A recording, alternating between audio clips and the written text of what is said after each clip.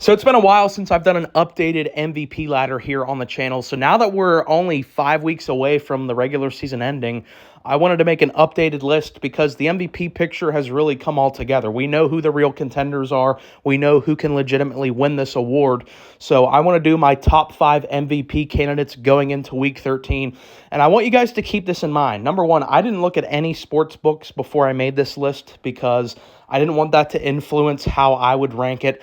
And number two, I'm simply going off of the NFL's historical context of this award, because this list I'm about to show you is not how I would personally rank these guys. I would actually rank it a lot different, and I'll show you that list at the end. But the main list here is based on the criteria of the NFL MVP over the last 10 years. That's how I'm grading these guys, because we've seen years where guys have great statistical years, but if their team isn't winning, if they're not a 1 seed or a 2 seed, they typically don't get MVP. And that's why I wrote down here the last 10 NFL MVPs. 8 of the 10 guys were quarterbacks on 1-seeded teams. So I'm just looking at historical context here. Winning really matters for MVP. Last year, Lamar won it. I don't think Lamar had the great statistical year last year. I think Josh Allen had a better case. I even think Christian McCaffrey had a better case. But given the historical context of the award, he was a quarterback on a 1-seeded team. He got it. 2022, Mahomes on a 1 seed. 21 and 20, Rodgers went back-to-back. The Packers were the 1 seed both those years. 2019, Lamar won his first MVP. They were the 1 seed. 2018, Mahomes won his first. They were the 1 seed. 2017, Tom Brady won it, 1 seed. 2016, Matt Ryan won the award. That was he was actually a 2 seed that year. 2015, Cam Newton, they were the 1 seed. 2014, Aaron Rodgers won it. They were a 2 seed.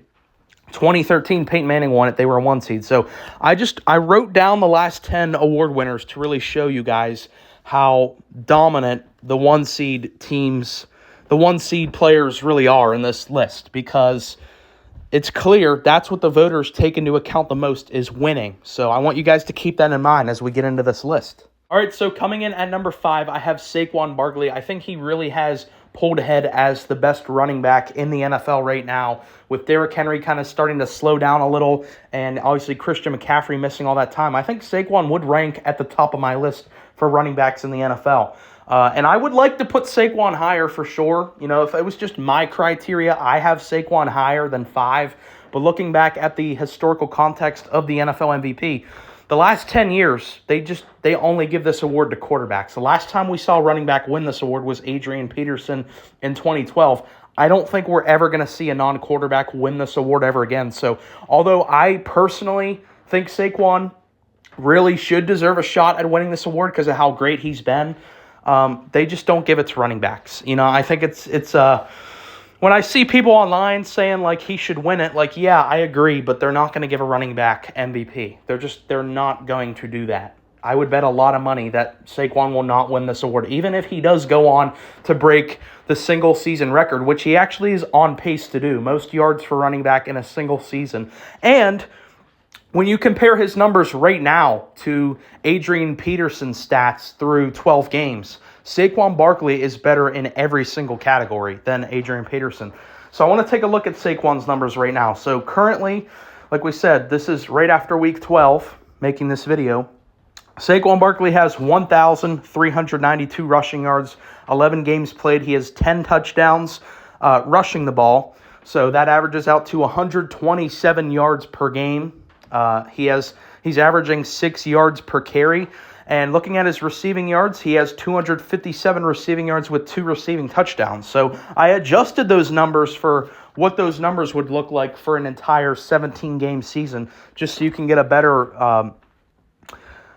look at what the year he's having right now. And this would average out to 2,151 rushing yards, 15 touchdowns, 397 receiving yards with 3 receiving touchdowns. And, of course, the Philadelphia Eagles are sitting at 9-2 right now, which is the 2 seed in the NFC. So an incredible, dominant year. But the problem is We have seen dominant running backs since Adrian Peterson have great years like this and not even sniff an MVP. So I think he should be in the conversation, but realistically, he just plays the wrong position. That's not me saying that, I hate that it's like that, but that's this award. It's a quarterback award, so the highest I can put him on a realistic list is 5. And at number 4, we have the reigning MVP, Lamar Jackson. Now, I feel like this placement might piss some people off, him being so low on the list. But again, this isn't really my criteria. I would have Lamar a lot higher on my personal list, but just looking back at how they give out MVP, a guy on a 5-seeded team is not going to win MVP. I'm sorry. It's impossible. I don't care how great of a season he's having individually. They don't give awards to guys lower than a 2 seed. And it's predominantly over the last 10 years goes to a 1-seeded guy. So Lamar, it definitely out of the quarterbacks is having the best statistical season out of all of them.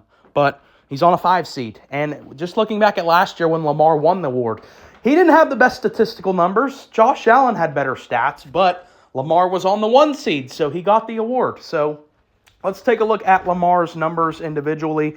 So through 12 games, he has 3,054 passing yards. That's 255 passing yards per game. He has a monstrous touchdown to interception ratio of 27 touchdowns to just 3 picks. He has a 67.3 completion percentage, a incredible 75.9 QBR, and looking at his rushing numbers, 599 rush yards with 3 rushing touchdowns. So if we're averaging that out to a 17-game season, those numbers would look like 4,327 passing yards, 38 touchdowns to 4 picks, 849 rushing yards with 4 rushing touchdowns. So those stats are clearly MVP numbers. 100%. Those are MVP-level numbers. But like I said, the Ravens are 8-4. They're a 5 seed. They're probably not even going to win their division. So in good faith, I can't put Lamar higher on the list, because it's clear the voters prioritize winning over individual stats. So Lamar should be higher. He's higher on my personal list, but when I'm doing my realistic list here, Lamar can't be higher than 4. His team is not good enough. Coming in at number 3, I have Jared Goff. Jared Goff is going to be a real contender for the MVP this year because of how good his team is. There's a realistic shot the Lions do not lose another game this entire year. So if the Detroit Lions go 16-1 this season, Jared Goff will be the league MVP. Even if they go 15-2, Jared Goff's going to have a really good chance to win MVP. He doesn't have as good as individual numbers as Lamar, not even really close. But as we talked about, the voters prioritize the winning more. So if they go 16-1 or 15-2, Jared Goff is going to win this award because of that reason.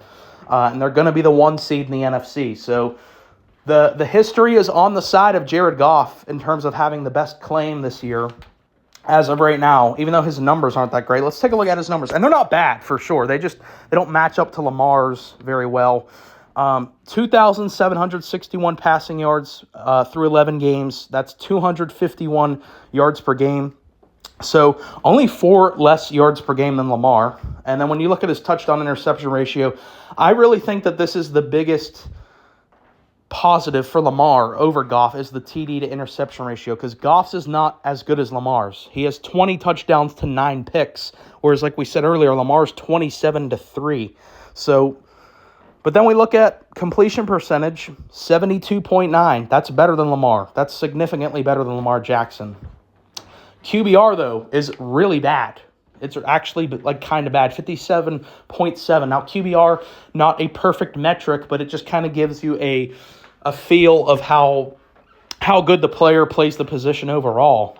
Like we said earlier, Lamar's QBR is 75.9 as to Jared Goff's 57.7. So there's a massive gap there where this metric is telling you Lamar Jackson is a significantly better player than Jared Goff. However, he has comparable stats. He has almost as much passing yards, and his team is so much more dominant.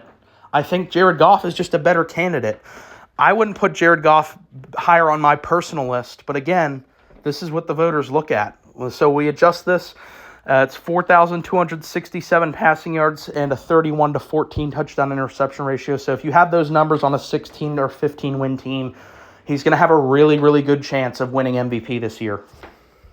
And coming in as the runner-up, we have Patrick Mahomes. He's always going to be a threat to win this award, and particularly with the Chiefs sitting at 10-1, the 1 seed in the AFC, Mahomes is going to be a real threat to win the MVP award this year. He got off to a really rough start. You know, his touchdown interception ratio earlier in the year was 6-6, but he's played well since then. He's getting back on track. So I don't think his stats are that great personally. Like, they don't really even stack up to Goff's that well. Certainly don't stack up to Lamar's, but again, he's on the 1 seed. I hate to sound like a broken record here, but I have to keep saying that over and over again because I know people are going to be kind of mad about how I did this order. This is how they grade it. So let's look at Mahomes' numbers. 2,673 passing yards through 11 games. That's 243 yards per game. So that is lower than Jared Goff. That's lower than Lamar. So they're having better statistical seasons in terms of passing yards. And he has the worst touchdown interception ratio of those 3 guys, 18-11. His completion percentage, 69.8, better than Lamar's, worse than Goff's. His QBR, 66.8, which is better than Goff's, worse than Lamar's. So when we adjust his numbers for a 17-game season, that's 4,131 passing yards with a 28-17 touchdown interception ratio. So not incredible stats, but 10-1. That's really all I can say. He's the 1 seed. I do believe that Josh Allen will win the MVP award this year. It was just a matter of time till Josh Allen eventually won the MVP award. And this just feels like the year. I go back to last year when Lamar won it. It was kind of back and forth. We didn't really quite know until Lamar had that dominant performance on Christmas against the 49ers. And when I watched that game, it felt like that's the stamp. This is the moment where Lamar Jackson became the NFL MVP. I feel like Josh Allen had that moment just a week ago when he beat the Kansas City Chiefs. They beat the Chiefs. They're the only team to beat the Chiefs this year. And Josh Allen had the game-winning play. That rushing touchdown, he sealed the deal. It felt like at that moment he had won the NFL MVP. So let's take a look at Josh Allen's individual stats. 2,543 passing yards through 11 games. That's 231 passing yards a game. His touchdown to interception ratio is really impressive at 18-5 because last year the biggest concern with Josh Allen, a big reason why I think he didn't win the award was because he threw way too many picks. Well, he's only thrown 5 this year. 64 completion percentage and a 73.2 QBR. And we also can take a quick look at his rushing numbers. 316 rushing yards with 5 rushing touchdowns.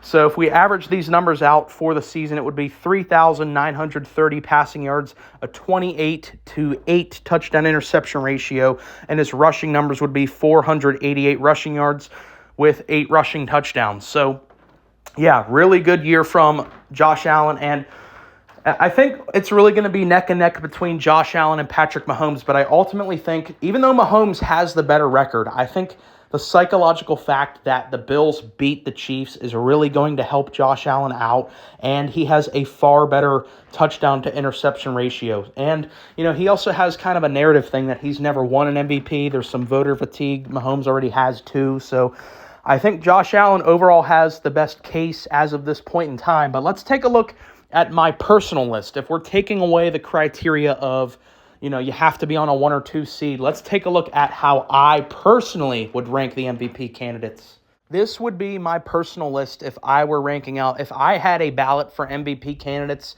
this is how I would personally rank it. Lamar Jackson would be the MVP this year. When you look at Lamar compared to the other quarterbacks we talked about, we're talking about Josh Allen, Mahomes, Jared Goff, and Lamar. Lamar has the most touchdowns thrown. He has the least interceptions thrown. He has the most passing yards thrown, most rushing yards, and the highest QBR of those 4 guys. So for me, Lamar Jackson, I get it. His team is the 5 seed, but his stats personally are just so unbelievable this year, especially that TD to interception ratio is like Aaron Rodgers-esque, 27-3. That is unbelievable from Lamar. So I get it. They're not a top seed, but for me, his stats are just so good. I have to put him at 1. 2 would be Josh Allen for everything we talked about earlier. He's having a really good year. Only team to beat the Chiefs and is still playing at an incredible level. Is still, I think, one of the best offensive engines when you just look at everything he does for the Bills offense. Of course, Patrick Mahomes is going to be in the top 3 simply for the fact that his team is the 1 seed this year, and His numbers have really started to pick up over the last couple of weeks. His numbers are pretty comparable to Josh Allen. So when you're looking at like the statistical debate, if you're just looking at it like on paper, you could actually probably argue that Mahomes has a better case than Josh Allen. But I just put Josh higher because he beat Mahomes this year. At number 4, I have Saquon. I really wanted Saquon. Like, I wanted to put Saquon higher on here, but running backs just don't really win this award. Yeah, I'm sorry. That's how this award works. You know, if we lived in a perfect world, it would be unbiased to quarterbacks, and Saquon is certainly having an MVP level year. Like we talked about, he's on pace to break the record for most receiving yards in a season. He's on pace to go well over 2,000 rushing yards this year. He's having a phenomenal year, but I cannot realistically put him over those guys. And number 5 would be Jared Goff, who simply is only a candidate because of his team. You know, if we look at Jared Goff, his stats in a vacuum are simply not MVP level numbers. But if you look at Lamar's numbers last year, they weren't MVP numbers, but his team was the 1 seed, so he won MVP. So that's why I think Jared Goff actually is a real threat to win it. But me personally, I would not put him as MVP. I think he's the worst of the candidates because his numbers aren't that great. He's just elevated by an incredible roster. So that has been my entire breakdown of how I think the MVP race is going to play out versus how I would rank the candidates. Definitely let me know down in the comments. Who do you think is going to win MVP? Who do you think should win MVP? Do you really think Saquon does have a realistic shot? Maybe he does. I saw his odds like skyrocketed. It went from like plus 6,000 to like plus 650. So maybe Saquon does have a real shot to win it this year. I don't know. So let me know all that stuff down in the comments. If you made it this far in the video, really appreciate you listening. Please like and subscribe.